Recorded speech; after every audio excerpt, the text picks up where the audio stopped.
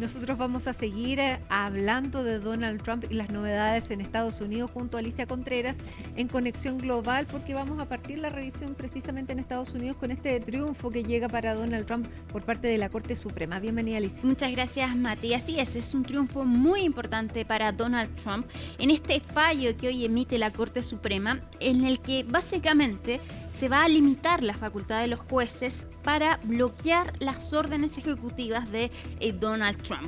Este fallo se deriva de esta orden de Donald Trump que emitió para eliminar el derecho a la ciudadanía de los hijos de inmigrantes indocumentados. En Estados Unidos, quien nace en territorio estadounidense obtiene la ciudadanía del país, a pesar de que esos sean hijos de personas que no entraron por la vía legal a Estados Unidos.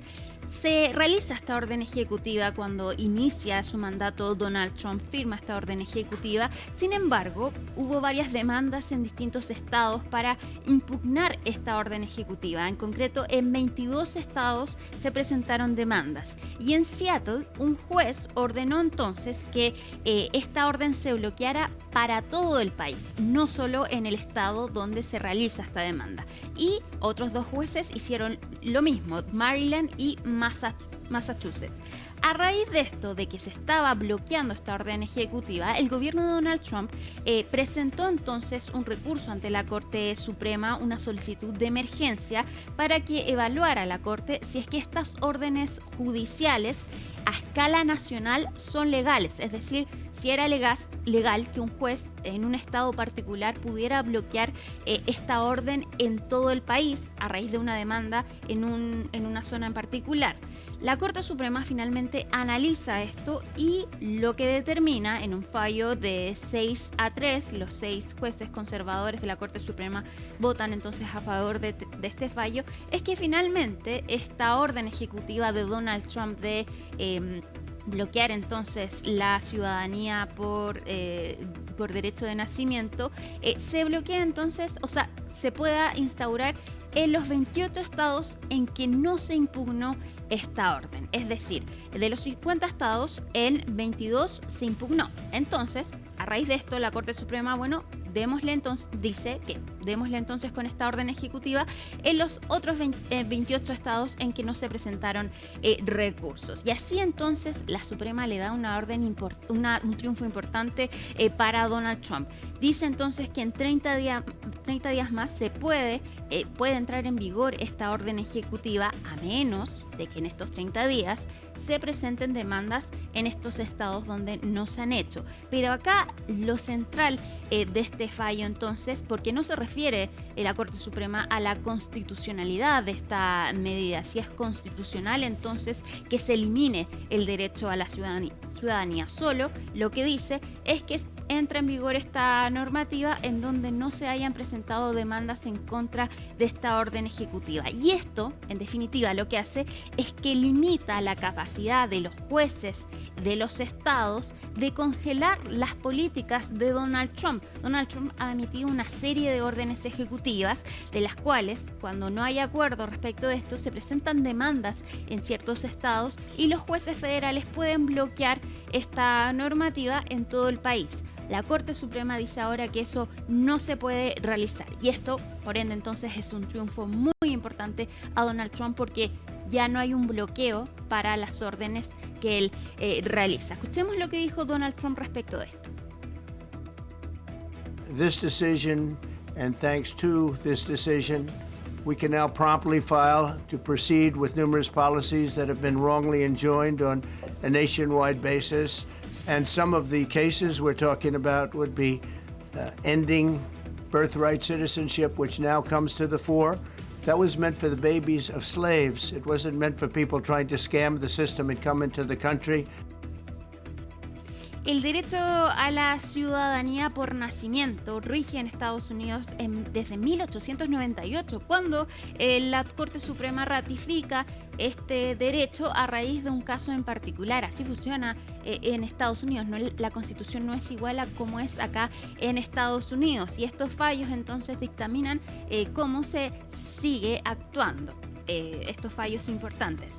Y esto además implica que esta es una semana muy importante para Donald Trump y logra bastantes triunfos. Por una parte logra el alto al fuego entre Israel e Irán, también logra que la cumbre de la OTAN aumente su gasto en defensa y ahora además logra este triunfo de parte de la Corte Suprema. De hecho, es tan importante que Donald Trump organiza una conferencia de prensa cuando se conoce este fallo de la Corte Suprema, por lo que ha sido una semana muy exitosa para el mandatario de los Estados Unidos.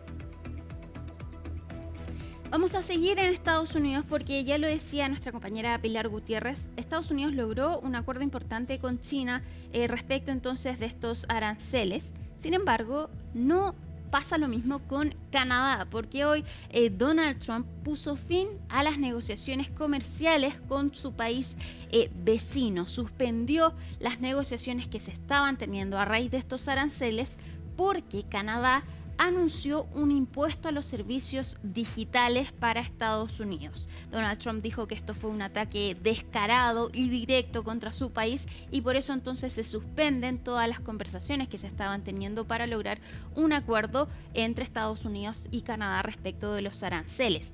Estos impuestos que está interponiendo Canadá a Estados Unidos básicamente gravan los servicios en línea, los servicios online, y afecta enormemente a empresas como Apple, Google, Amazon. Y como interpone entonces estos impuestos, Donald Trump se enoja y rápidamente pone fin a las conversaciones comerciales con su país vecino.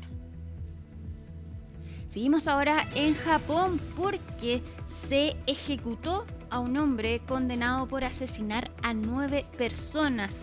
Este hombre se le conoce como el asesino de Twitter porque contactaba así a las víctimas y se le condenó por asesinarlas y desmembrarlas. Él fue condenado a muerte en el año 2020 y esta es la primera vez que se aplica la pena capital en Japón en los últimos 3 años. En Japón, la pena de muerte se ejecuta mediante el ahorcamiento y solo se conoce después de que se procede a realizar esta condena, se da a conocer entonces a los abogados de los involucrados. ¿Qué fue lo que pasó? Antonia Galilea nos cuenta más. Japón ejecutó este viernes al hombre conocido como el asesino de Twitter en su primera aplicación de la pena de muerte desde 2022. El caso del criminal condenado por matar y desmembrar a 9 personas conmocionó al país entero. Este caso causó gran conmoción y malestar en el público, con la pérdida de 9 víctimas y valiosas vidas humanas en un lapso de 2 meses, por el egoísmo extremo de satisfacer sus propios deseos sexuales y económicos. Takahiro Shiraishi, de 34 años, fue ahorcado en el centro de detención de Tokio tras declararse culpable del asesinato de 8 mujeres y un hombre. El asesino fue descubierto en 2017 cuando la policía registró su domicilio por una denuncia de desaparición. Al revisar el lugar, encontraron neveras con restos de cuerpos humanos descuartizados. Las 9 víctimas tenían entre 15 y 26 años. No me doy cuenta de que mi hija está muerta. No tengo ninguna conciencia de que esté muerta. Si muere el agresor, pierde el conocimiento del crimen. Cuando pensaba en mi hija, pensaba que sería mejor que el agresor estuviera vivo y pague por su crimen, en lugar de ser ejecutado y perder el conocimiento.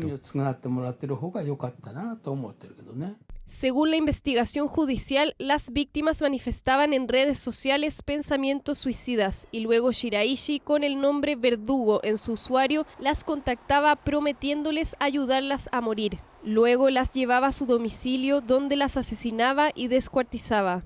En 2020 el japonés fue sentenciado a muerte tras declararse culpable, afirmando que tuvo como motivación satisfacer sus deseos sexuales. El caso impactó al país y generó preocupación por el uso de plataformas digitales. De hecho, meses luego del incidente, se volvió obligatorio en Japón la implementación de funciones para restringir el acceso a sitios web dañinos.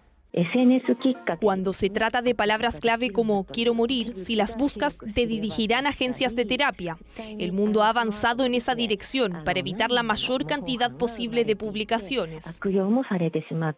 En Japón, la pena de muerte se ejecuta mediante ahorcamiento y las fechas de ejecución no se hacen públicas hasta después de su realización, incluso para los familiares y abogados de los condenados. La medida, a pesar de ser criticada por organizaciones internacionales, recibe amplio apoyo de la sociedad japonesa. Una encuesta del gobierno asiático en 2024 arrojó que un 83% considera que la pena capital es inevitable para ciertos crímenes. Vamos a seguir en Indonesia porque una turista brasileña murió al caer de la cresta de un volcán, pero lo llamativo de esta noticia es que cuando ella cae, un dron logró captar el lugar donde ella cayó, sin embargo no pudieron rescatarla a tiempo. Veamos el informe de CNN.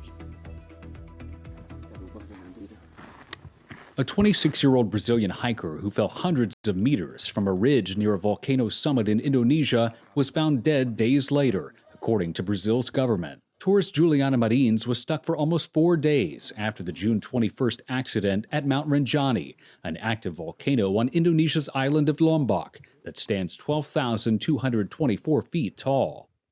Marins' family posted this video on social media taken at Mount Rinjani's base camp before the incident. Do it for the view.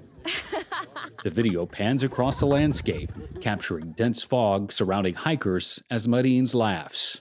Marins was summiting the volcano with a guide and 5 other foreigners when she fell nearly 1,968 feet, Indonesian authorities said. Other tourists used a drone to capture images of her after her fall. Authorities did not say when she died, but an Indonesian rescue team said it found Marins' body beside a crater using a thermal drone after days of intensive searches, complicated by extremely harsh terrain and weather. Brazil's embassy in Jakarta had accused the Indonesian government of fabricating information and misinforming her family that she had been located and given food and water just hours after her fall. There was no immediate response from the Indonesian government on that claim. Marins, a dancer who lived in Niterói outside Rio de Janeiro, had been traveling across Asia since February, her family said.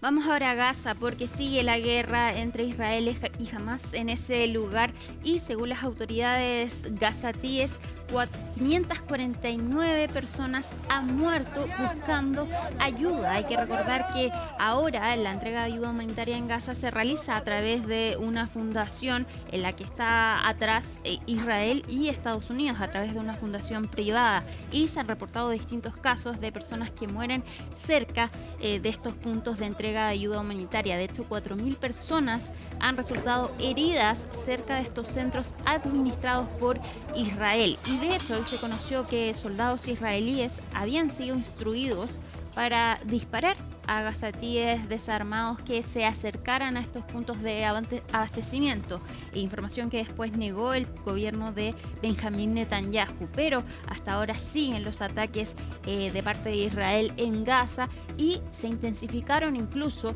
cuando se estaba realizando este conflicto entre Israel e Irán, y todas las miradas iban hacia Irán en Gaza.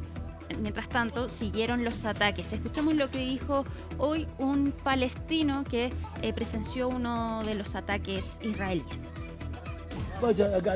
Estábamos almorzando en familia con nuestros hijos y de repente nos bombardearon. Hubo mártires y heridos, niños, mujeres. Las mujeres no eran de Hamás, los niños no eran de Hamás y nosotros no somos de Hamás.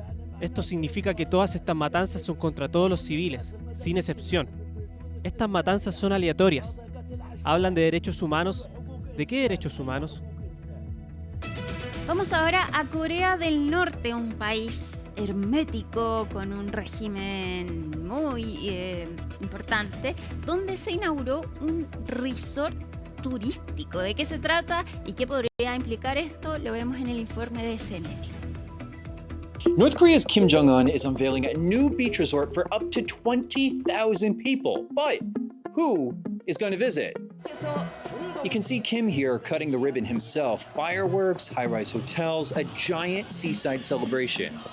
This is a huge contrast to the military parades and reports of human rights abuses made by North Korean defectors and international human rights groups for decades. So let's talk about the larger picture of what's going on here. This could be one of the most secretive countries on earth making a big foray into tourism. In fact, Kim has indicated that himself in this grand opening speech. As far as we know, beginning July 1st, this is only open to North Koreans. But Russia's ambassador was at the ceremony, and Russian tourists were the first international visitors allowed into North Korea after COVID. So we're watching to see, especially as train service between Moscow and Pyongyang just started again, could the next stop on a Russia to North Korean itinerary be this beach?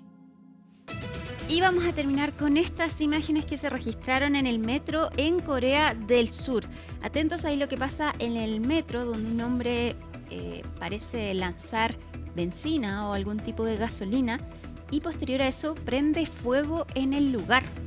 Esto ocurrió, ahí lo vemos, el 31 de mayo pasado, pero hoy se conocieron las imágenes de las cámaras de seguridad que fueron difundidas por la Fiscalía de Corea del Sur. Hubo 6 heridos a raíz de este ataque de este hombre. De hecho, ahí se ve como en el carro siguiente se llenó de humo porque este incendio, este ataque comienza cuando el vagón estaba en movimiento entre estaciones. 6 personas quedaron heridas y se trata de un hombre de 67 años quien hace este ataque, que al parecer habría estado atravesando un divorcio y planeó al detalle este ataque. De hecho, tienen imágenes del día anterior de él yendo a distintas estaciones de metro. Fue acusado por intento de asesinato e incendio provocado, Mati. Bueno, lo detuvieron sin duda.